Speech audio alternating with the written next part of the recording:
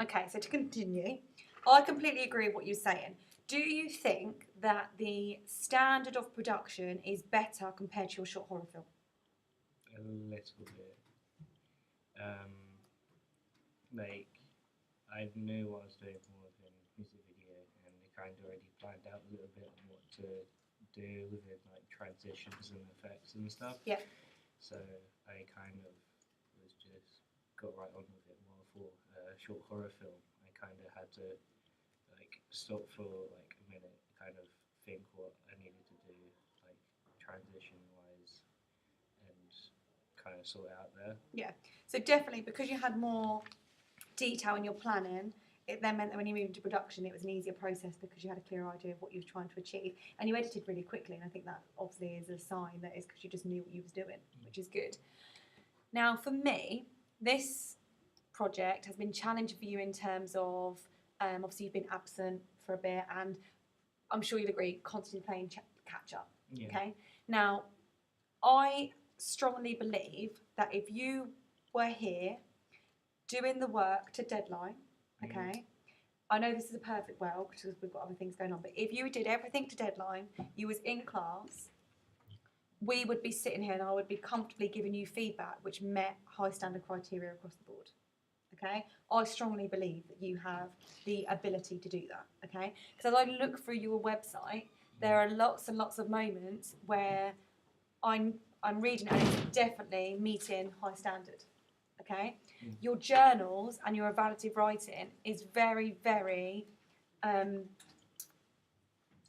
open and honest. It's transparent. Okay, you sit there and you don't just describe what you've done today, but you bring your emotion into it, which is exactly what you need to do. Because you need to be thinking about the decisions you made and how they've affected your outcomes, and you definitely do that in your evaluative writing. Yeah. In your research, your analysis, as we discussed last time, is very detailed and approach. You're not just saying this is what I found out. You're actually talking about what that means to you as a group and how it's going to change your planning or inform your planning, which is exactly what you need to be doing for a high standard. But because obviously attendance isn't consistent, and then like I said, sometimes we're playing catch up. So the secondary research, last time we did feedback, this secondary research didn't exist. Okay. What you need to make sure that you're doing is the level of detail you're applying in your primary research analysis, where you're talking about what it is you found out and how it's going to help you. That's also in your secondary research. Or at the end, bring them all together and say, right, I've done all this research. What does it mean? What do I need to do now? What do we need to discuss in our next group meeting? Because my research has found out that we must have lip syncing. They want a female lead or whatever it is that you found out.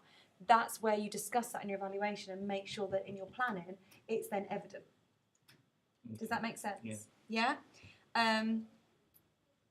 So that's what we need to do moving forward in that part. Let me just find my notes on your film. Okay, so I think that I'm going to give you some feedback now on your product. I think that your practical skills are at a high standard, okay? I think your music video is consistent and appropriate process, skills and knowledge applied to extend inquiry and develop creative solutions, okay? I think everything else has the ability to be at a high standard if we can get this attendance consistent and you're not playing catch up, okay? So what I mean by that is sometimes you're then having to rush things, which means that you're not meeting this high standard, because how can you have a high standard in research if it's being done after? Yeah? And you know that, because when you've said to me before, look, because I'm behind now, I'm having to do this as if I've done it before and it looks false, which is why I said to you, that's fine. Do research, which is going to help you with your post-production, because, yes, of course, to go back and do research like you did it before you did pre-production doesn't make sense, okay?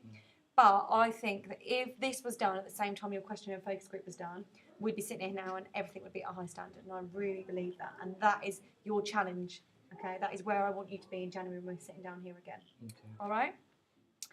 Okay, finished product then.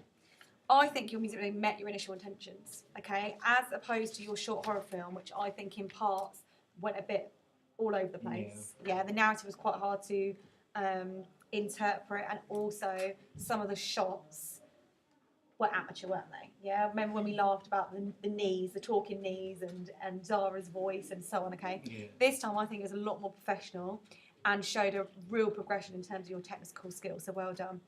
You worked well as a group to sit down and review your footage, and record the changes that need to be made, and then made sure they were done in the next day of filming. So you made sure that time was allocated the next day to improve that footage. You didn't just settle, okay? You thought, no, it's not good enough, we're going to go and refilm it, which was really good professional in approach, so well done. You also worked well as a group, okay? I think you worked well with Chloe, and like it was a nice supportive relationship between the two of you, but also having people in your group like Joe, who are quite advanced in technical skills. I think also you all learnt a lot from him as well. So I think you worked well in that group, and I think you were more comfortable in that group than you was in the short horror film group. Yeah. Which was good. You took on a really challenging narrative, but I was really pleased to see that you sat down and you pulled those lyrics to pieces and you thought, what do they actually mean? And everyone was a bit confused. It's because they didn't understand the lyrics. If you do read those lyrics, I think your music video is a good reflection of those lyrics, so well done. You took on a challenging concept, but I think you managed to portray it brilliantly, especially through the use of post-production skills. And again, I think that's where your strengths lied. You sat in post-production and worked autonomously. If you needed help, you asked a peer, they showed you once, and you did it. Okay, and that's brilliant, okay, which is why I think that your practical skills are a high standard. We'll just play this in the background. You intended to have choreography as your research demanded, but you were professional in approach, and when unable to locate the dancer, you use your initiative to use the lip syncing. I think the lip syncing is one of the strongest parts of your music video. It really links to the conventions of music video, but also it just breaks up the narrative, but also reinforces the narrative, the fact that he feels alone. And so I think it works brilliantly. You decided to use that clip of the pills, and that was the only moment for the whole of the video where there was an error in terms of not thinking about what's in the set, because they're not Tic Tacs, they're a pill. But the fact the Tic Tac box is in the set, it makes it look like it's the Tic Tacs. So other group members use the motion to expand the clip. So you could have done that just to disguise that. But that was the only moment, whereas in short horror film, there was loads of continuity errors. So really, really well done. I think you considered locations well. I think there's still a little bit of work to do on props and costumes, as I just said about the Tic Tac box, but largely really, really good. You've cut well to the beat. As I said, I think some would struggle to understand the narrative. So what do you think you could have done to enhance the narrative? I don't really know, really. Try to, I don't know. I wrote down here perhaps more cutaways of the pill taking to show that it's a continuous battle, and obviously that he's on medication, that he keeps needing to take tablets. So that could have been an idea. I like the way here, a phrase here, that you've used this, obviously the split screen is the whole idea of the music video, and I think you did that really well to make it look like it was the same scene, so really well done. You decided to use a really, almost black and white compared to the colour. No one else in your group did that, so again, that was nice to see your individual take on the edit.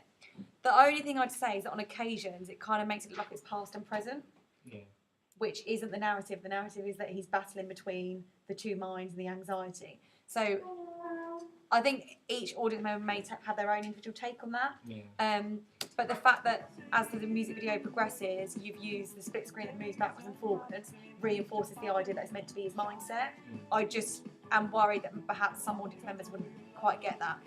This scene here, I think it would have been nice to cut between him leaving the door and coming out of the door. You could have cut back to the studio and the lip syncing like here, just to break the clip up, because it's quite a long shot considering for a music video. Studio shots have been really well lit, like this looks beautiful, and the lip syncing is on point, so really, really well done. I think you could have used split screen more continuously, just to reinforce the idea, going to buffer, that it's his mind battle and continuous. From this scene, when we move into the classroom, when it decides to load, the shot where Joe hits his head on the table and bangs his fist, brilliantly shot. You really thought about your angles and how you're going to capture that emotion best. That worked brilliantly, as does the 360 shot. That really emphasises the fact that he is now in this moment of complete anxiety. He doesn't really know where to go next. As I said to some of your peers, I think this section of the music video is the weakest, because narratively wise, I think it gets a little bit flat. So we can't really tell here that he doesn't want to go to college, and that's why I think the cutaways back to the pills, he may have took a pill before he walked into the classroom or something like that. This is what we're going to play, but you know what I'm talking about anyway. Again, when Joe sits on the bench later on in the film, it almost looks ghost-like because it's in black and white, so just be careful about what message that might give off to the audience. I think your ending's really strong. It promotes the narrative. And I really liked your decision to have Joe saluting at the camera and then the music stops. I thought that was fantastic because it kind of signified that the mind is always going to win. And I don't know if that was your intention. For me as an audience member, I sat there and thought that was a really nice ending to a narrative which is all about the battle of the mind. And I thought that worked brilliantly at the end. Okay?